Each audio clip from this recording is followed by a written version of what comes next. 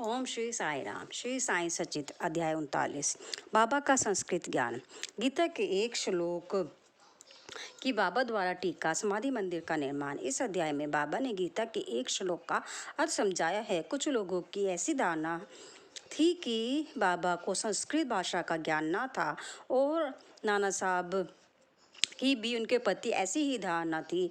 इसका खंडन हेमंत पांडे ने मूल पाठी ग्रंथ के 50वें अध्याय में किया है। दोनों अध्यायों का विषय एक सा होने के कारण वे यहाँ सम्मिलित रूप में लिखे जाते हैं। प्रस्तावना। शिरडी के सौभाग्य का वर्णन कौन कर सकता है।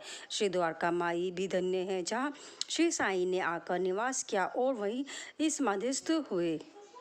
शिरडी के नर नारी भी धन्य है जिन्हें स्वयं साई ने पधार कर अनुग्रहित किया और जिनके प्रेम वशी वे दूर से चलकर वहां आए। शिरडी तो पहले एक छोटा सा ग्राम था, परंतु श्री साई के संपर्क से विशेष महत्व पाकर वह एक तीर्थ क्षेत्र में परिणत हो गया। शिरडी की नारियां भी परम भाग्यशालिनी हैं जिनका उन पर असीम और अभिन्न विश्वास प्रशंसा के परे है। आठों प्रहर स्नान करते, पीसते, अनाज निकालते, गृह कार्य करते हुए वे उनकी कीर्ति का गुणगान क्या करती थी। उनके प्रेम की उपमा ही क्या हो सकती है। वे अत्यंत मधुर गायन करती थी जिससे गायकों और श्रोतागण के मन को परम शांति मिलती थी। बाबा द्वारा टीका। किसी को स्वप्न में भी ज्ञात न था कि बाबा संस्कृत के भी ज्ञाता हैं। एक दिन नाना साहब चंदोरकर को गीता के एक श्लोक का अर्थ समझाकर उन्होंने लोगों को विस्मय में डाल दिया। इसका संक्षिप्त वर्णन सेवानिवृत्त मामलेदार श्री बी देव ने मराठी साई लीला पत्रिका के भाग 4 स्फुट विषय पृष्ठ 563 में छपवाया है। इसका संक्षिप्त वर्णन Sai Baba charters and saying पुस्तक के 61वें पृष्ठ पर और द वंडरयस संत साईं बाबा के पृष्ठ 36 पर भी छपा है। ये दोनों पुस्तकें श्री वी नरसिंह स्वामी द्वारा रचित हैं। श्री वी देव ने अंग्रेजी में तारीख 27/9/1936 को एक वक्तव्य दिया है जो कि नरसिंह स्वामी द्वारा रचित पुस्तक के भक्तों के अनुभव भाग 3 में छापा गया है।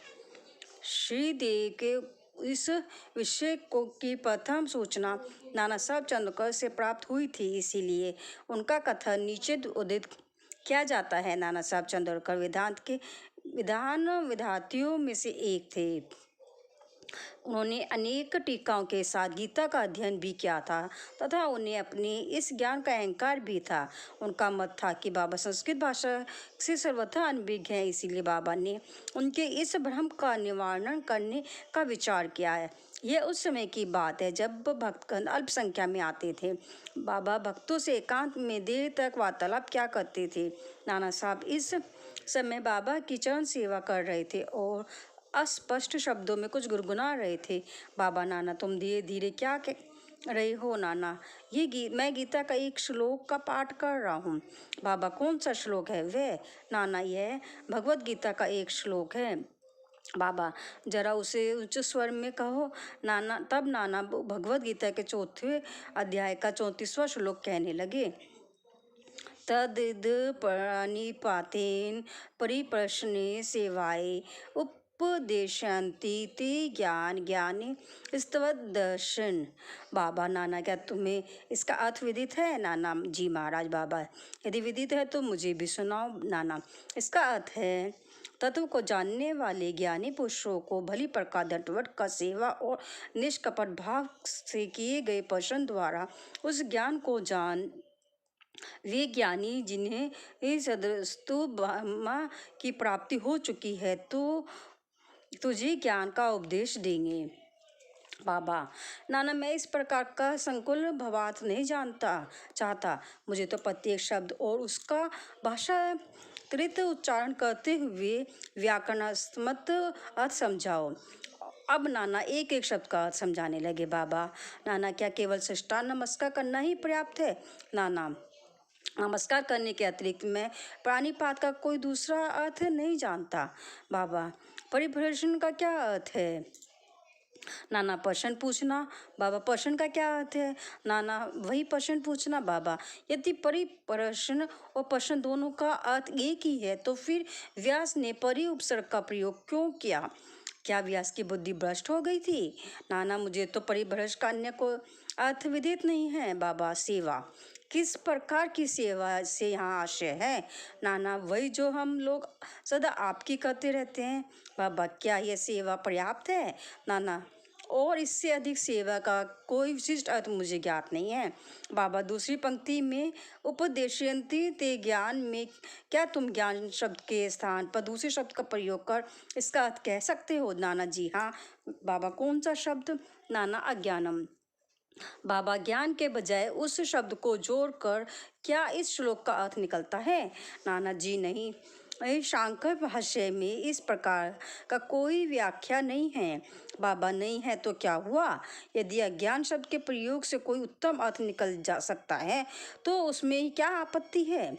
नाना मैं नहीं जानता कि उसमें अज्ञान शब्द का किस प्रकार प्रयोग होगा। बाबा कृष्ण ने अर्जुन को क्यों ज्ञानियों तथा या तत्वदर्शियों को नमस्कार करने, उनसे प्रश्न पूछने और सेवा करने का उपदेश दिया क्या था? क्या स्वयं कृष्ण तत्वदर्शी नहीं थे? वस्तुतः स्वयं ज्ञान स्वरूप। नाना जी हाँ, वे ज्ञान अवतार थे, परंतु मुझे यह समझ में नहीं आता कि उन्होंने अर्जुन से अन्य ज्ञानियों के लिए क्यों कहा। बाबा क्या तुम्हारी समझ में नहीं आया?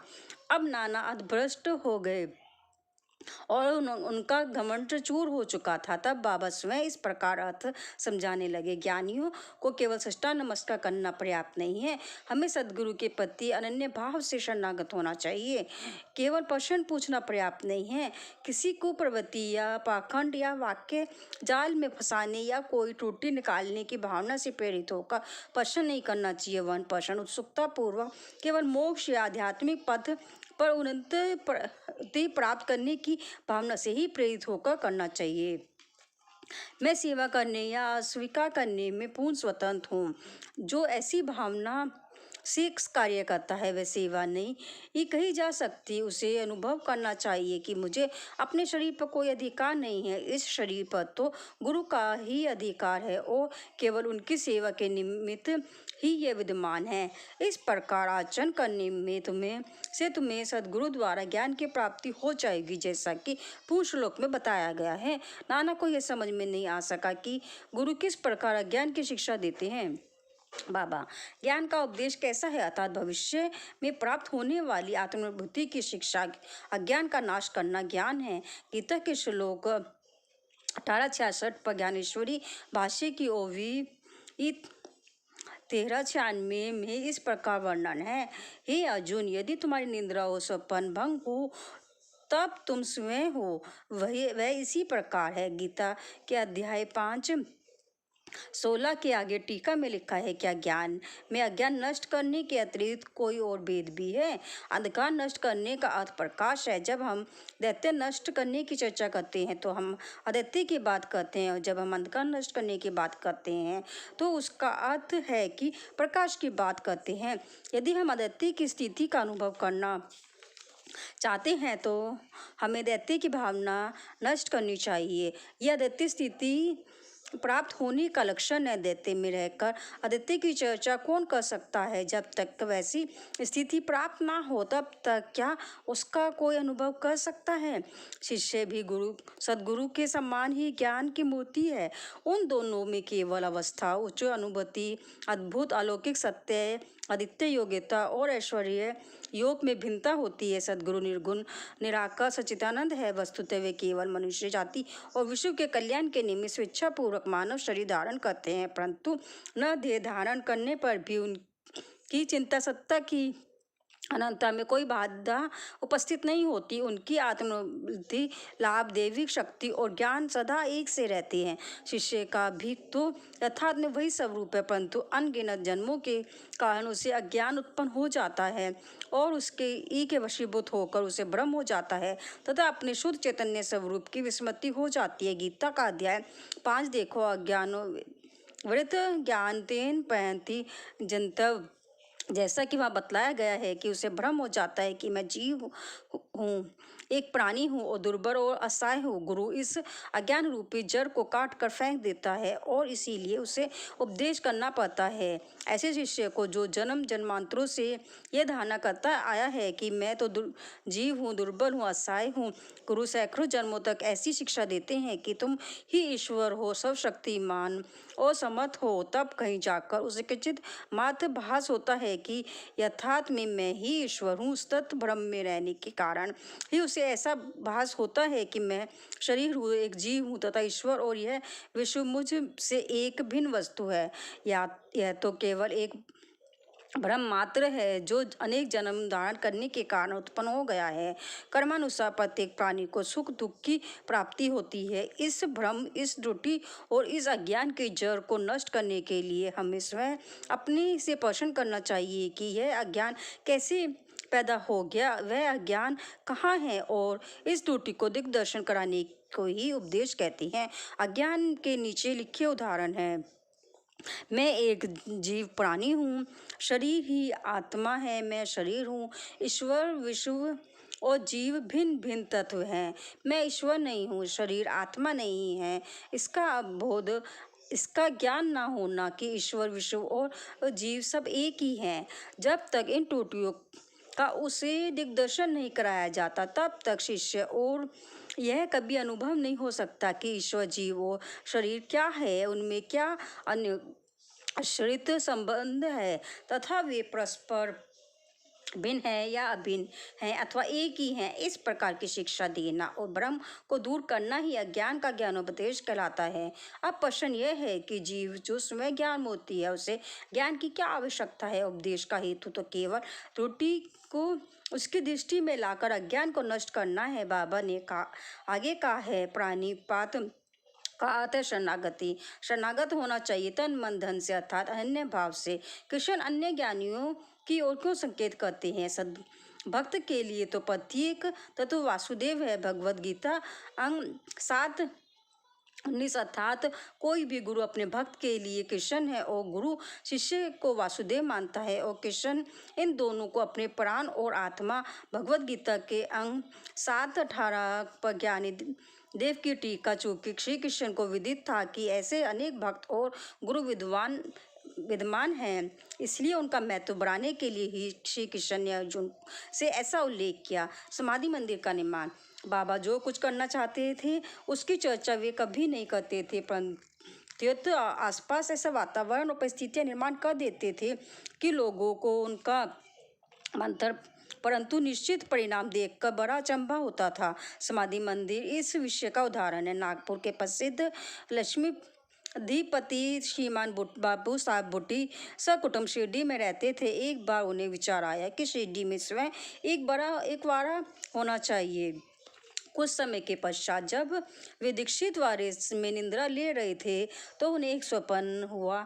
बाबा ने स्वप्न में आकर उनसे कहा कि तुम अपना एक वाड़ा और एक मंदिर बनवाओ। श्यामा भी वही शयन कर रहा था और उसने भी ठीक वैसा ही स्वप्न देखा। बाबू साहब जब उठे तो उन्होंने श्यामा को रुदन करते देखकर उससे रोने का कारण पूछा। तब श्यामा कहने लगा, अभी अभी मुझे एक स्वप्न आया था कि बाबा मेरे बिल्कुल समीप आए और स्पष्ट शब्दों में कहने लगे कि मंदिर के साथ एक वाड़ा बनवाओ, मैं समस्त भक्तों की इच्छाएं पूर्ण करूंगा।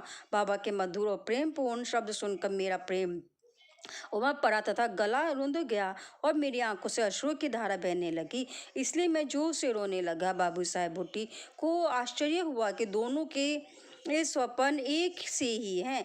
धनाढ्य तो वे थे ही। उन्होंने वाड़ा निर्माण करने का निश्चय कर लिया और श्यामा के साथ बैठकर एक नक्शा खींचा। काका साहब दीक्षित ने भी उसे स्वीकृत किया और जब नक्शा बाबा के समक्ष प्रस्तुत किया गया तो उन्होंने भी तुरंत स्वीकृति दे दी।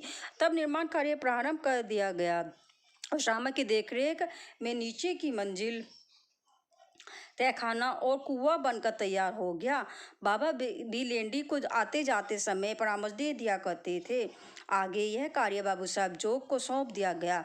जब कार्य इसी तरह चल ही रहा था उसी समय बाबू साहब जोग को एक विचार आया कि कुछ खुला स्थान भी अवश्य होना चाहिए जिसके बीचों बीच मुरलीधर की मूर्ति की भी स्थापना की जाए। उन्होंने अपना विचार श्यामा को प्रकट किया तथा बाबा से अनुमति प्राप्त करने को कहा। जब बाबा वारी के पास से जा रहे थे तभी श्यामा ने बाबा से प्रश्न कर दिया। श्यामा का प्रश्न सुनकर बाबा ने स्वीकृति देते हुए कहा कि जब मंदिर का कार्य पूर्ण हो जाएगा तब मैं स्वयं ही वहाँ निवास करूँगा। और वारे की ओर दृष्टिपात करते हुए कहा, जब वारा संपूर्ण बन जाएगा तब हम सब लोग उसका उपयोग करेंगे, वहीं रहेंगे, घूमेंगे फिरेंगे और एक दूसरे को हृदय से लगाएंगे तथा आनंद पूर्वक विचरेंगे। तब जब श्यामा ने बाबा से पूछा कि क्या यह मोती के मध्य कक्ष की नींव के कार्य आरंभ का शुभ मुहूर्त है, तब उन्होंने स्वीकारात्मक उत्तर दे दिया। तभी श्यामा ने एक नारियल लाकर फोड़ा और कार्य प्रारंभ कर दिया। ठीक समय में सब कार्य पूर्ण हो गया और मुरलीधर की एक सुंदर मूर्ति बनवाने का प्रबंध किया गया। अभी उसका निर्माण कार्य प्रारंभ भी न हो पाया था कि एक नवीन घटना घटित हो गई। बाबा की स्थिति चिंताजनक हो गई और पैसा ऐसा देखने में लगा कि वे अब देह त्याग देंगे। बाबू साहब बहुत उदास और निराश से हो गए। उन्होंने सोचा कि यदि बाबा चले गए तो वारा उनके पवित्र चरण स्पर्शों से वंचित रह जाएगा और मेरा सब लगभग 1 लाख रुपया व्यर्थ हो जाएगा। परंतु अंतिम समय बाबा के श्री मुख से निकले हुए वचनों ने मुझे वारे में ही रखना केवल बूटी साहब को ही सांत्वना नहीं पहुंचाई वरन अन्य लोगों को भी शांति मिली। कुछ समय के पश्चात बाबा का पवित्र शरीर मुरलीधर के मोती के स्थान पर रख दिया गया। बाबा स्वयं मुरलीधर बन गए और वारा साईं बाबा का समाधि मंदिर। उनकी अगाध लीलाओं की यह था कोई ना पा सका। श्री बाबू साहब बुट्टी धन्य हैं जिनके बारे में बाबा का दिव्य और पवित्र पार्थिव शरीर अब विश्राम कर रहा है। श्री सद्गुरु साईनाथ परमस्तु शुभम भवन्तु। ओम श्री साई राम।